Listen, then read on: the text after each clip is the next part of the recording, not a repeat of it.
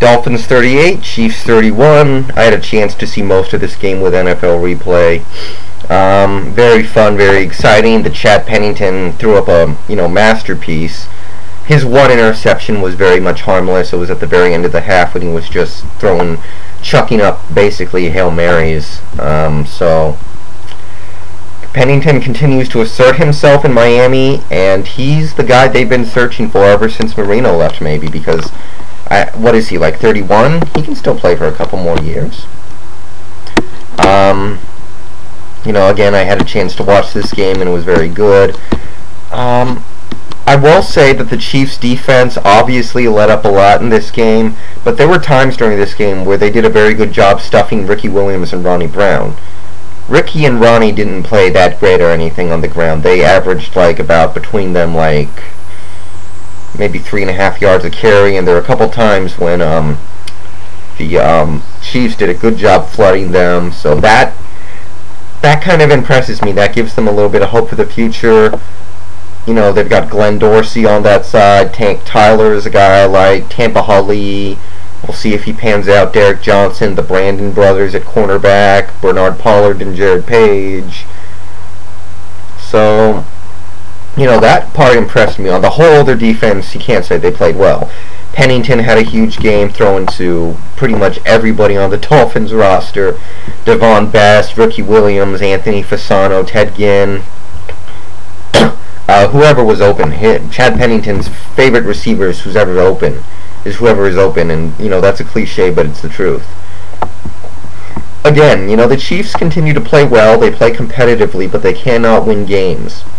And if you look at this game, you'll see, the 4 turnovers, 3 by Tyler Thigpen. You'll see Tyler Thigpen put up huge numbers, but completed less than half his passes and threw 3 picks. You'll see a lot of big plays by Kansas City, but a lot of bad plays. You'll see they lost the penalty battle, and there were definitely times where I thought they were going to win this game, but their defense couldn't hold up and their offense could not protect the ball. So, I'm not going to say things look hopeless there, but if they get a new head coach, I feel like they could win some games. Saints, Lions. I got to rant a little bit about this game, guys. The score was 42-7 with 20 minutes left in the game. I had the Saints Saints -7 and the over on 50 points. So all I needed was either team to score 2 more points, any kind of score, and I would have won my parlay. I sat there for 20 minutes. I saw the Saints fumble in field goal range. I saw the Lions go for it from the 10-yard line. I saw the Saints get in field goal range again and decide to run the clock out. Oh, man. I was so mad. I was just watching this game on Gamecast, and I was getting so mad. I was like, come on, somebody, anything, get a safety, kick a field goal, do something. I got nothing, man. I was sitting there for an hour waiting for somebody to score one more score, and it didn't happen. It pissed me off so much because I had this. Whatever. Anyway, the game. Actually, real quick, if some of you look at my bets this week, you'll probably think I lost a lot of money. Well, relatively speaking, and I did, but I threw everything I had left into a parlay with the Giants -4 and the over on 38 points, so I won that parlay. I made everything I lost back plus a little more, so I'm good. I'm not going to have to sell my blood or anything. I'm not going to have to go sell blood and semen, if you know what I mean. The Saints came out, and there's been a lot of... Obviously, the Lions are desperate for any kind of a win. So I give the Saints credit for going out there and taking care of business. Drew Brees was stellar. They ran the ball with 4 different guys, 4 different guys, and all of them were productive. They all got into the end zone. Marcus Colston, we have not heard his name that much this year, but he had a very nice game. Devery Henderson made some big plays. A clinic put on by the Saints offense on the road, and winning on the road is something that's difficult for the Saints team, but at this point it's pretty much pointless, but wins are wins. Other side, the Lions. Can't say there's anything positive about here. They had a home game against a team that is somewhat beatable, and they didn't do it, so can't say too much good about them. But Kevin Smith, Kevin Smith is 116 yards away from 1,000 on the year. That would be great for him because he's trapped on an awful team that features Calvin Johnson, who, by the way, didn't actually do that much in this game to my chagrin. But for him to break 1,000 yards on the year would be fantastic. That's about the only bright spot I can see in this game. Arizona mailed this game in against New England. They were in the snow. They didn't have Anquan Boldin, so they were just like, screw this. Screw this. We don't even care. That's pretty much what I saw out there. I had to watch this goddamn game because the coverage up here sucks. I had to watch this game. They wouldn't even switch over until there were like 5 minutes left. It made me so mad.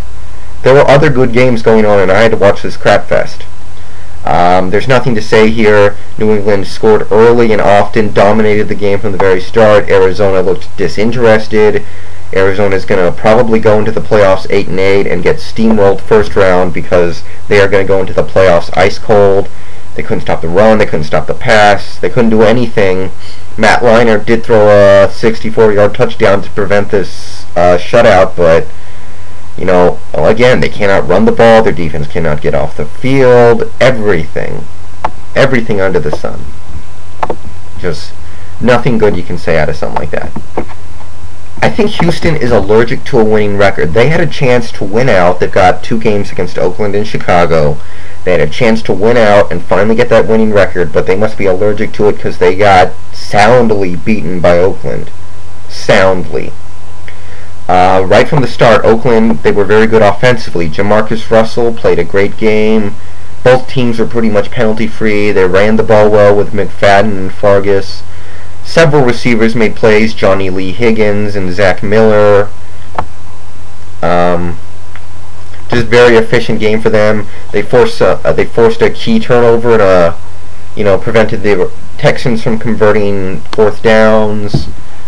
They probably played the best game they played all year. So, and Johnny Lee Higgins, definite bright spot on this Oakland team. Very good return man. He had I think it was a punt return for a touchdown in this game.